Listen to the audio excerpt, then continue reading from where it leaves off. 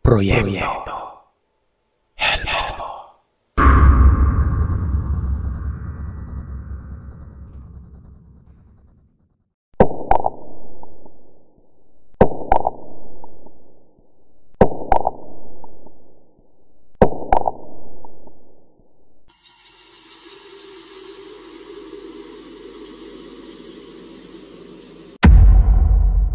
Kayo na po ang bahala sa title.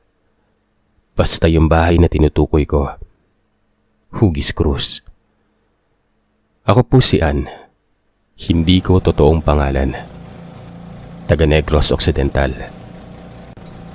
39 na taong gulang sa kasalukuyan. Isa akong fan ng mga kwento nyo since August 2021. Ang nangyari sa akin ay noong pinagbubuntis ko ang aking panganay sa edad na 20 taong gulang. Bumukod kami mag-asawa noon. Kasal kami. Nangungupahan kami sa bahay ng kapamilya ng aking asawa. Medyo malapit ito sa dagat.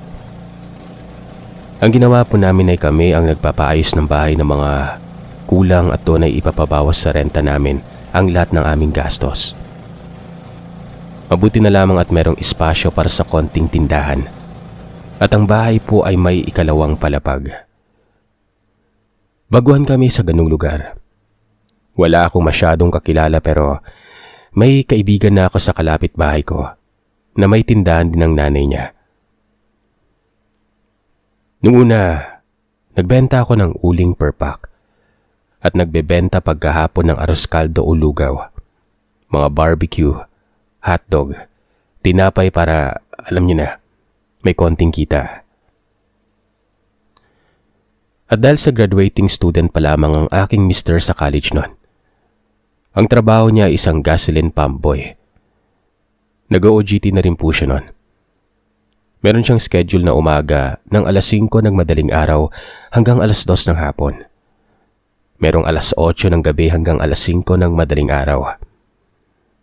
Ay kapag madaling araw ang pasok niya, sinasamahan ako ng kanyang ina o ng nanay ko. Kung alas 5 naman ng madaling araw hanggang alas 2 ng hapon ang schedule ng mister ko, ay alas 3 pa lamang ng umaga o mas maaga ang gising ko para magluto ng baon na talmusal. Alas 4, aalis na yan. Pag umaalis ito ay maglalak na ako ng pintuan gamit ang kadena at padlock. Buwabalik ako sa pagtulog gawa ng ako lang ang mag-isa sa bahay kapag ganon. Ang importante lang naman sa akin ay may makasama ako sa gabi. Madagdag ko lamang na ang higaan namin ay katabi lang ng tindahan namin. Amakan lamang ang dingding nito. Walang pintuan kundi telang malapad ang nagsisilbing takip sa kwarto namin. Yung ibabaw ay hindi namin natutulugan gawa ng lumalaki ng tiyan ko. Nahihirapan na akong umakyat. Isang partikular na pagtulog nun. Nagising akong may brasong kayumanggi na nakayakap sa akin hanggang sa puson ko. Sa ilalim ng kurba ng aking tiyan. Kinabahan ako ng sobra. Naisip ko na nailak ko naman ang pintuan at wala namang ibang dadaanan nun. Ang pinagtataka ko ay hindi ako makagalaw. Parang dun ko napagtanto na hindi kaya nananaginip lamang ako. Kaya naman nagdasal ako ng Our Father at Hail Mary. Sa awa ng Panginoon, nagising ako. Yung dingding ng inuupahan namin pagkagising ko ay pinapagpag na ng kapitbahay. At ang sa pintuan naman ay ang kaibigan ko na si Sheena. Pagbukas ko ay tinanong ko siya kung ano ang nangyayari. Sabi niya, may bibili raw ng uling. Doon ko napansin na alas 9 na pala ng umaga. Hindi pa daw kasi ako nagbubukas nun. Unang beses kong naranasan yon kaya naman binaliwala ko na lamang ito. Nung dumating ang mister ko sa bahay, kinuwento ko sa kanya ang napanaginipan ko na yon. Wala naman siyang kung anong komento kaya sabi ko, Alam kong may Diyos kaya hindi din ako natatakot o kinakabahan nun. Malay mo, di ba? Panaginip lang pala talaga. Hindi ako pala simba pero parati akong nagdarasal.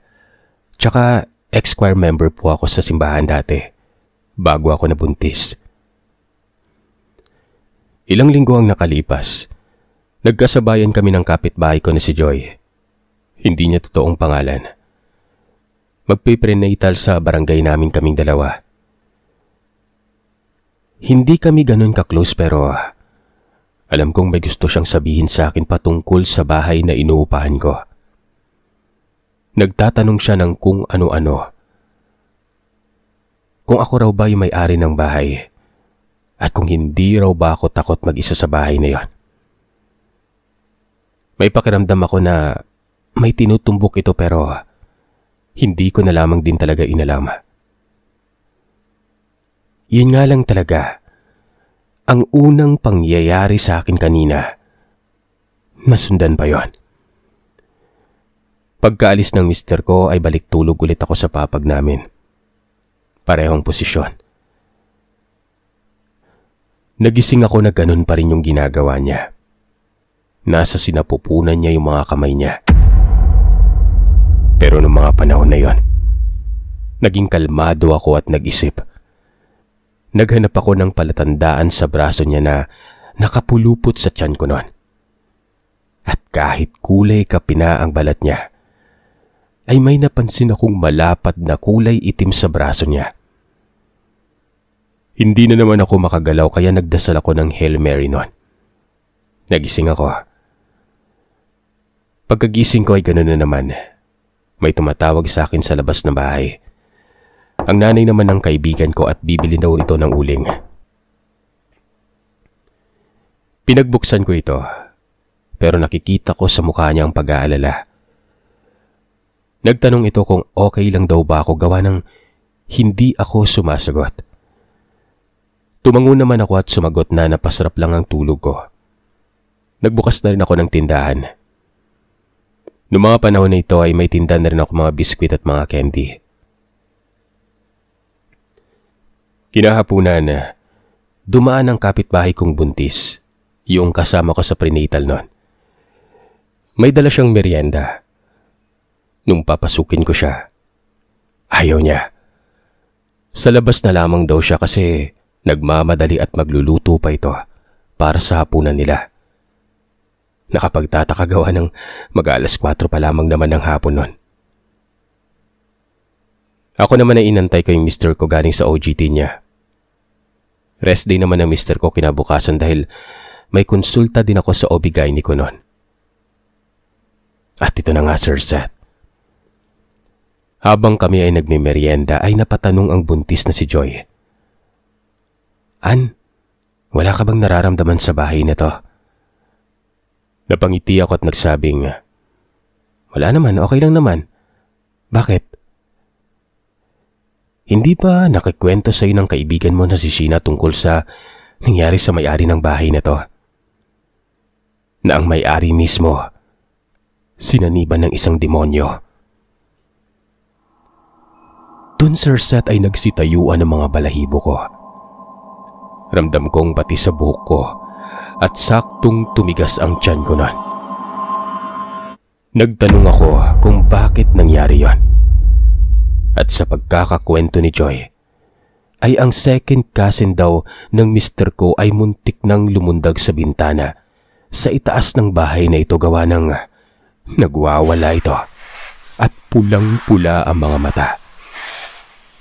Kaya nga ilang taong hindi tinirahan ng bahay kahit ng mga pamilyado niyang anak. Dagdag pa ni Joy, ang bata raw na naglalaro dito sa harap ng pinto na nakatiwangwang ay nakakita ng isang taong kahawig ng daga ang imahe. Maitim, may sungay at merong buntot. Merong rumihistro sa utak ko. Yun ang mga panaginip ko nung unang gabi pa lamang namin dito sa bahay na ito. Sa taas kami natulog at napanaginipan ko ang isang malaking paniking tao na may buntot nun. nasakop ang kabuuan ng kalahating bubungan ng bahay. May sinasabi itong, "Akin ang anak mo." Nagising akong umiiyak noon. Ganoon din ang mister ko, nagising at nagtanong kung bakit ako umiiyak. Ikinuwento ko rin naman sa kanya agad. Grabe yung iyak ko noon. Yung tipong parang sinaktan talaga ako. Napansin ni Joy ang reaksyon ko sa kwento niya kaya nagtanong siya kung okay lang ako.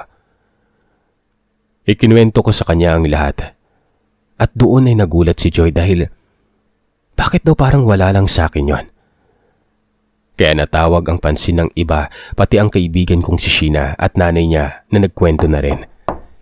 Na kaya pala kinakalabog nila ako dahil baka raw kung napano ako noon. Pero hindi ako magising-gising. Nagpasalamat ako sa kanila sa lahat ng ikinuwento nila sa akin. Nung dumating ang mister ko, hindi na ako nag-aksaya pa ng panahon. Ikinuwento ko sa kanya lahat. Medyo nagdalawang isip pa siya nung una kaso desidido na ako noon. Umuwi ako sa bahay ng mga magulang ko. Doon na kami natulog kinagabihan. Kinuwento ko yun sa magulang ko at wala naman silang duda kasi nga, syempre, mas marami pa silang kababalagan na enkwentro kesa sa akin. Mga laking bukid kasi sila Sirsat kaya hindi na bago sa kanila yung mga ganitong klaseng kwento. Kinabukasan, maaga akong nagtungo kay Lola Deng. Hindi niya totoong pangalan. Isang manggagamot o sarwana. Wala akong sinabi na kung ano sa kanya pero nung nilagyan niya ng langis ang tiyan ko, agad siyang napatanong na, "Saan ka nakatira? Kailangan mong lumayo sa bahay na yon." Kaya naman doon na ako nagkwento. Ayon sa kanya, kukunin daw ng kung sino man yung naroroon sa bahay na yun ng anak ko. Kaya wag na umano akong bumalik doon. Kaya simula noon ay hindi na ako bumalik. Sina mister na lamang at ang bayaw ko ang kumuha ng mga gamit namin sa bahay. Sa ngayon, 3 na ang anak namin. Unfortunately, hiwalay na po kami ng mister ko.